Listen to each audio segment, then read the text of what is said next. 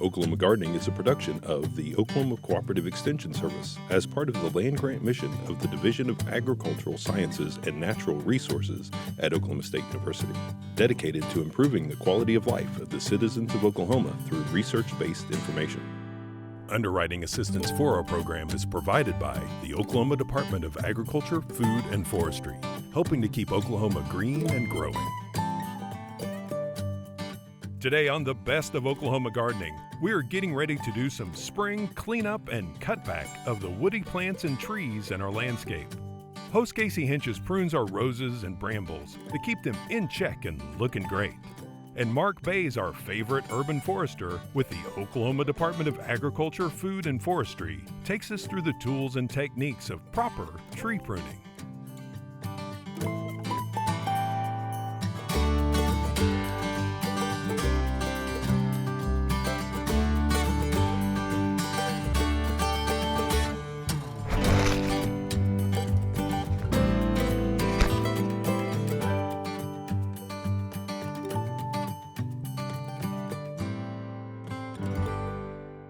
Roses are often considered the queen of the garden. They're elegant, but some people tend to think that they might be a little high maintenance.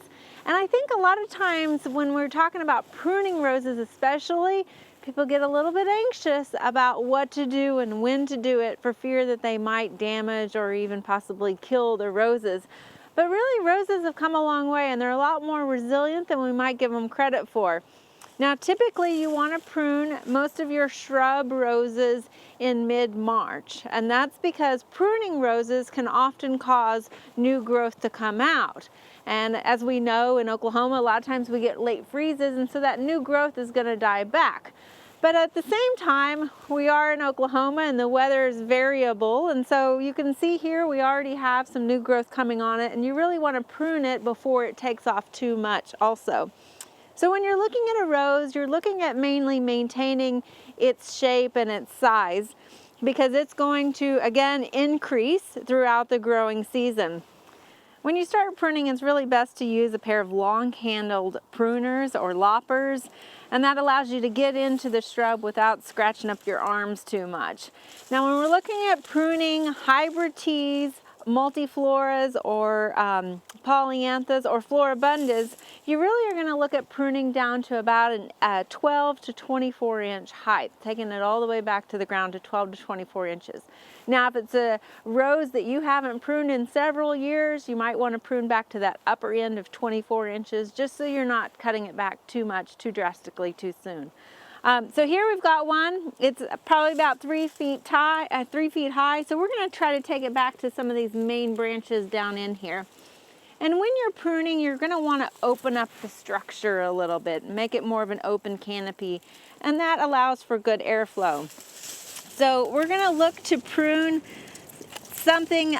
First thing that you're going to want to prune is anything that's dead. So you can see we've got a couple of dead stems in here.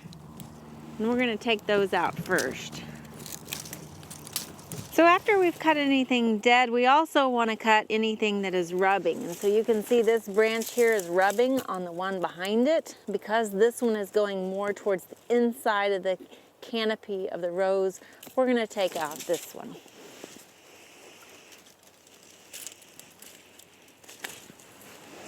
Okay, so dead, diseased, and damaged. So we've taken out the dead, we've taken out the damaged, and we fortunately don't have any diseased branches on here to remove. So the next thing we're going to do is kind of reduce this back down to that 18 inches height. And so we'll just start gradually taking some of this off. And you can kind of see some of this is just the newer growth. And we'll do a lot of cleanup as we get closer in there and can see better. But we're just going to take it back to some of the branches that are about 18 inches. Again, you can use your loppers to kind of pull those out of the way a little bit in order to see what's going on in there. So as we get more and more of the bulk removed off of the plant, we're going to get in there with our hand pruners and do a little more detail work to clean up some of the smaller things. And one of the things that we want to look at are the buds as to guide us where we're going to make our cuts.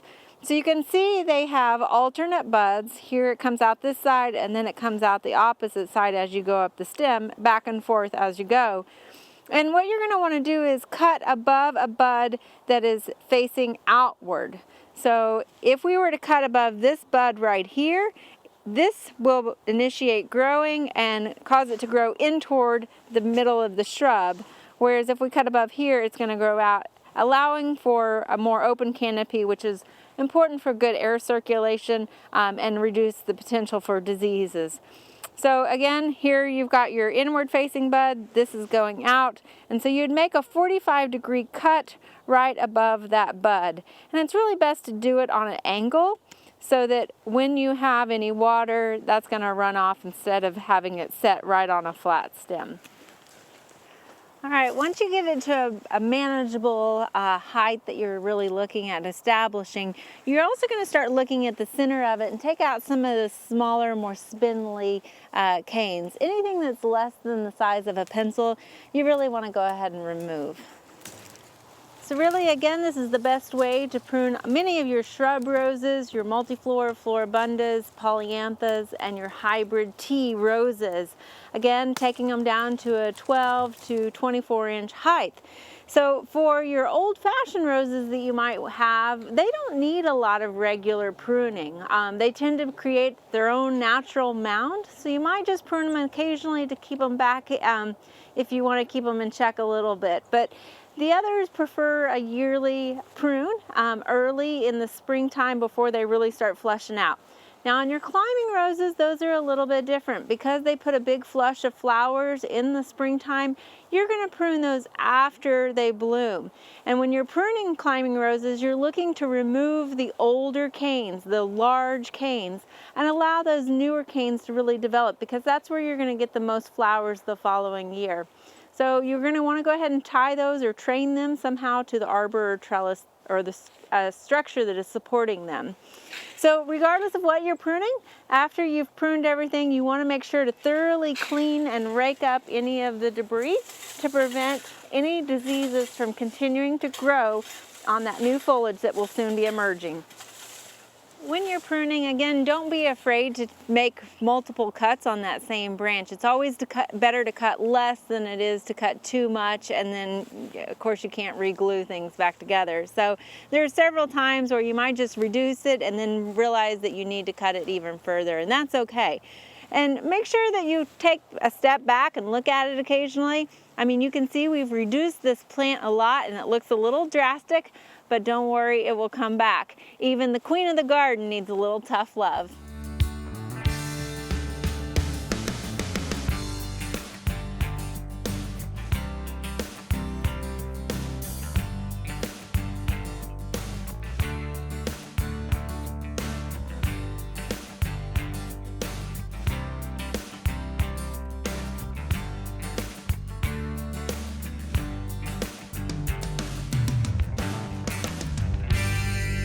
Today we're joined by Becky Carroll, Extension Specialist, who is very knowledgeable about fruits and nuts. And Becky is here today because it's late winter, early spring, and we're kind of wondering what we need to do with our brambles this time of year. All right. So we've got some blackberries.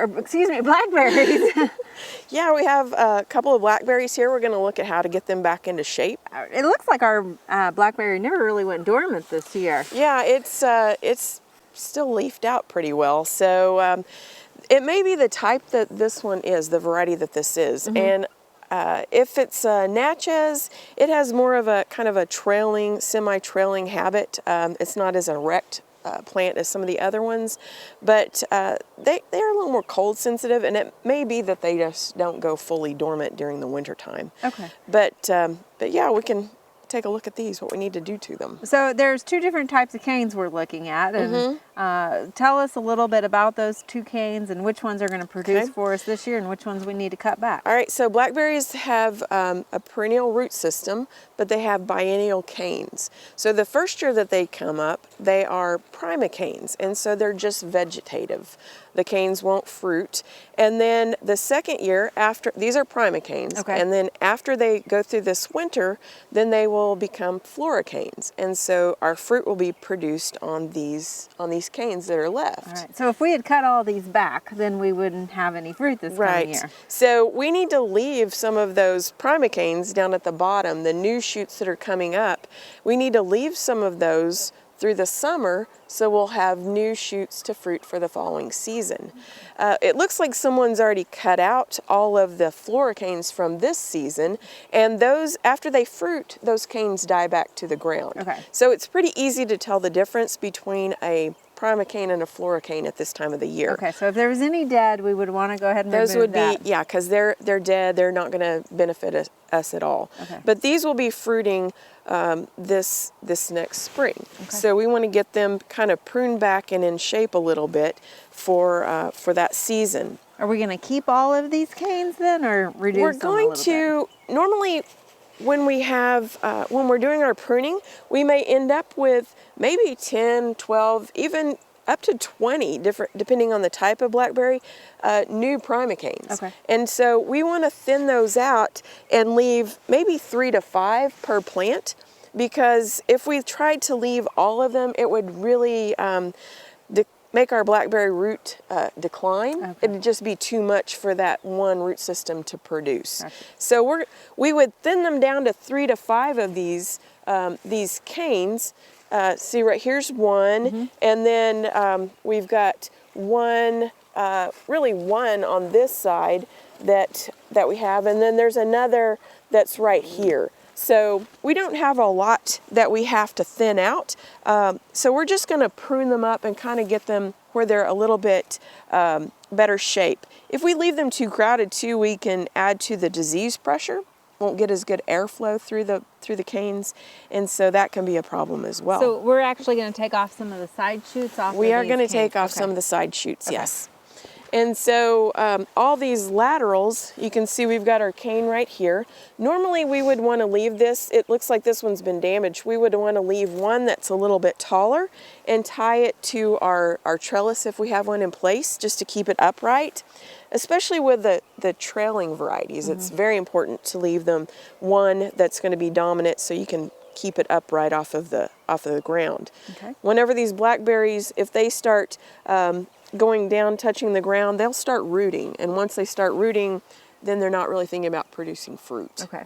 So we want to keep them up off the But ground. if you wanted to multiply yours, that might be a way to get another one. Or you can select some of those primocanes that are coming up and dig those up and move them as well.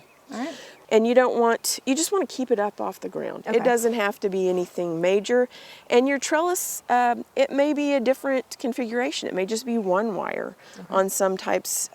This works on some of the varieties. You can have just one wire that goes down the middle as well. So there's different styles. All right, so any disease problems we need to be thinking about? I know they can get anthracnose, and that was a problem last year with all the rain. Yeah, anthracnose is a fungus, and so it usually occurs when we have a cool, wet spring. Okay. And so that's kind of what we had this last year. And so a lot of our blackberries were showing anthracnose on the canes, and it'll end up being kind of a purple grayish lesion on the cane. That's where you can tell that you've got some issues. And you can control that with fungicides through the season. If you're having those wet, cool springs, you may need to be putting on some fungicide applications. Normally, blackberries don't require much of any type of sprays for fungus or insects either until they start fruiting. Okay. But you could put on a dormant spray, something that's going to control that fungus as well at this time of the season if you had it really bad last year. Okay. And you can kind of tell by looking at some of those canes. All right. Is there anything else that we need to be aware of to be looking at? Yeah, whenever we are choosing the primocanes to leave for our floricanes next year, we want to select those that have nice, healthy canes. Okay. And we want to look for these, see if we see any swellings in the canes. Like right here, there's a little bit of a swelling in this area. And that is, it's most likely a redneck cane borer.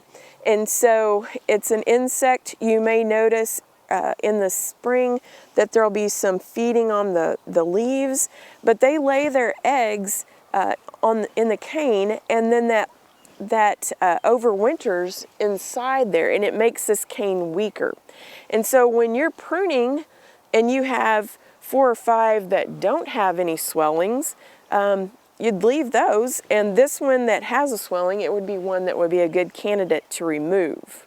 Okay, is that going to affect this year's fruiting off of this one? It could make this cane weaker, and so it also it can make the this spot weak where this cane will break. Okay. I didn't mention on the anthracnose, if it's bad enough, it can move to the fruit as well. Oh. And it can make the fruit have, some of the druplets can be brown and hard. Oh, and so we don't want to just let it go wild. If we do have some anthracnose, it's a good idea to control it. All right. So Now, for the redneck borer, cane borer, will we need to spray for that, or just removing it mechanically by cutting it out? normally you can just remove those swellings and keep it in check just by good sanitation, just pruning practices. But like this one, it may benefit from an application of an insecticide later this spring whenever they start to emerge, and so they won't just continue spreading through the new primocanes that are coming up. All right, excellent. So, Well, Becky, thank you so much for Sure. giving us this update on our brambles, and now we know what to do. all right, well, thank you.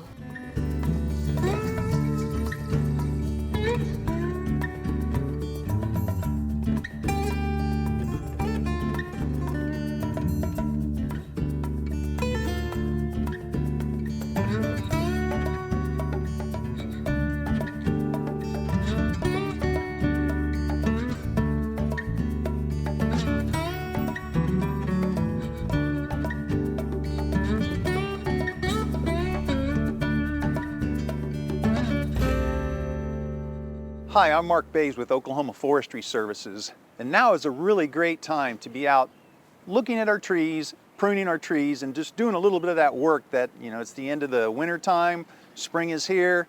So I just thought we'd take a little bit of time with you to go through some basic pruning techniques. First and foremost, it's always important to remove all the dead that you see on a tree, because that's a vector for insects and decay that can get into it. And you can see this is on a green ash tree, and this is obviously dead. There's no leaves on it. It breaks. It's really brittle. So that's the first thing you want to do, is remove all the dead. And then you take a look at the crossing branches, because those crossing branches can create open wounds in a tree where more problems can move into that. So once you remove the dead and the crossing branches, then you want to open up the inner part of the tree to allow more wind to move through that tree. So those are the 3 basic things that you want to do whenever you prune on any size tree.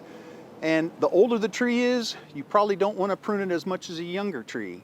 And so you hear this 1/3 rule of thumb a lot, pruning your roses, pruning your lawn.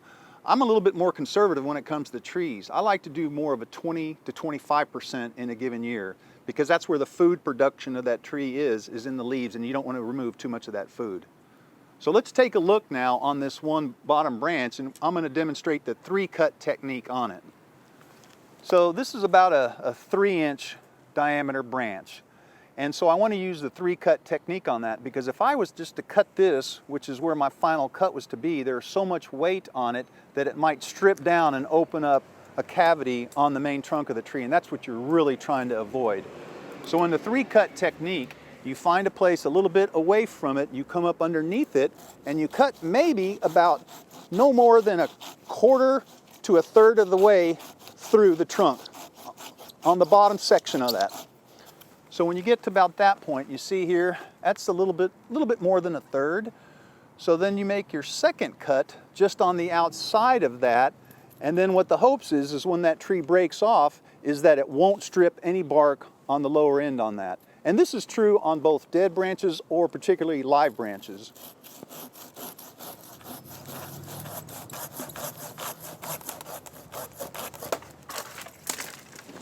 And that's a nice clean cut. It didn't strip any of the bark off there. So we've got most of the weight off of that tree now. Now we have to make that last and final cut. So every time you remove a branch, you do what's called target pruning. You're looking for the branch collar. There's a branch bark ridge on a tree, which is right where the bark from the main stem to this branch comes in contact. That's the branch bark ridge. You never want to cut into that. The branch collar is the swollen area connected to that connects that branch to the main trunk of the tree. And you want to make that pruning cut just on the outside of the swelling. So that, and there's no particular angle on this. The branch will tell you what angle. Used to be, they say cut straight up and down. You want a flush cut. None of that is true. Each branch angle is independent, and so you have to look at that carefully on every branch that you remove. And make a nice, finished, clean cut, just like that. So you see here now where I did not cut into the branch bark ridge. It's a little bit of an angle, and that should close off that wound quite nicely. So now I'd like to demonstrate how to make a proper cut on a dead branch. And this just happens to be up in the tree a little bit, so I'm using my pole saw. The one thing to remember, whenever you're removing dead out of a tree, you do not want to cut into the live tissue, because then you will create more problems. The tree is starting to close that branch off a lot of times. So on this nub up here, this small branch up here that I'm getting ready to cut, you can see right there where I'm pointing that the tree is already trying to close that branch off. So I'm making the cut just on the outside of that, being very careful not to cut into that live tissue. So even though that looks like there might be just a little bit of stub like that, I was really careful about not cutting into the live tissue, and that's what you always want to do whenever you're removing dead. So once you've removed the dead, now you look for the crossing branches. And you can see here on this particular branch here, this was not properly cut. That was just cut in the middle of the branch, and so there's a little bit of dead there. So I want to remove this part of it. But if you look down here, you also see this same branch is rubbing with this other branch down here. So I need to remove this whole thing since they're rubbing together. Now I'm going to go ahead and use a lopper, and this is the scissor type lopper cuts. Whenever you use these, you want to make sure that the cutting end is on the inside of the branch where you're leaving. That way you get the cleanest cut on that branch that's up there. So I'll go ahead and just lighten the load here. Not that it's necessary, but I just want to open it up just a little bit for me so I can get in there. So just make a few cuts like that. Remove that, so you see how that's pulled out away from that. Give me a little bit more working room in here. So I'll be making that right on that branch collar here. So I'll come up here and just make the cut like that. So you can see it's right outside that branch collar. That wound should close off really nicely. Now looking on this same branch here, you see this one coming down here, and that's also rubbing on that larger branch. So I'm going to go ahead and get my saw, and I'll go ahead and remove this.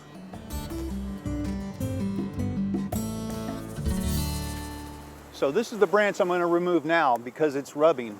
But if you look closely here, you see that it doesn't have that swelling, that branch collar on this. This is what's called a codominant branch.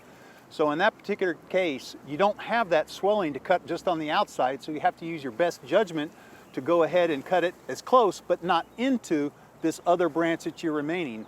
Now this is the importance of having special tools. So this is the one I'm using here. Since this is a real tight union, and that long slender one, it's going to easily allow me to get in here and make that proper cut. Now I'm going to go ahead and just reduce the weight here. Not that it's necessary, but I just want to have a little bit more open area to work with. Then I'll get in here, slide it in, and make that cut.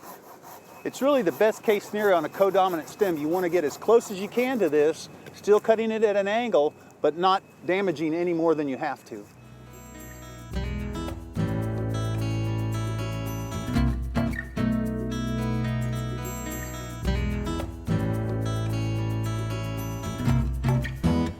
You can see here that on this flowering crabapple that it's starting to close that previous cutoff quite nicely. Well, some species, and crabapples are one of those, that even if you make a proper pruning cut, you'll see that it's starting to sucker here. And these suckers or water sprouts, whatever you want to call them, it's always important to remove those. So just to recap now, you always want to make sure that you remove the dead first, then the crossing branches like we did, and then open up the center part of the tree, particularly those water sprouts that are taking away nutrients from the other part of the tree. And always make sure that you're very conservative in your pruning. You never want to take out too much. So I'd like to stick more along lines of that 20 to 25%. I hope this has really been helpful. I've hoped you learned a little bit of something. If you have any other questions, please, there's a number of fact sheets you can go to. You can call Oklahoma Forestry Services, but let's get out. It's the right time of year. Let's get out and prune our trees.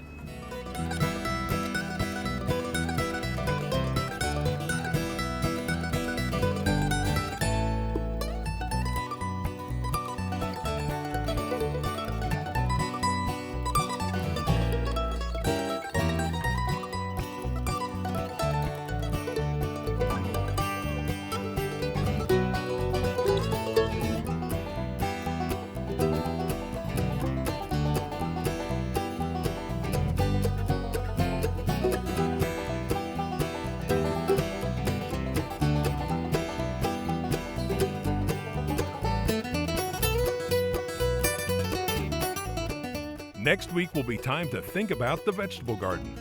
Casey will direct sow some warm season crops. OSU vegetable crop specialist Lynn Brandenberger will have sage advice on garden planting and timing. We'll plant asparagus, identify frost damage, and have tips on buying, saving, and testing vegetable seed. Until then, we wish you health and wellness. And we'll see you next week for more Oklahoma Gardening. To find out more information about show topics, as well as recipes, videos, articles, fact sheets, and other resources, including a directory of local extension offices, be sure and visit our website, oklahomagardening.okstate.edu.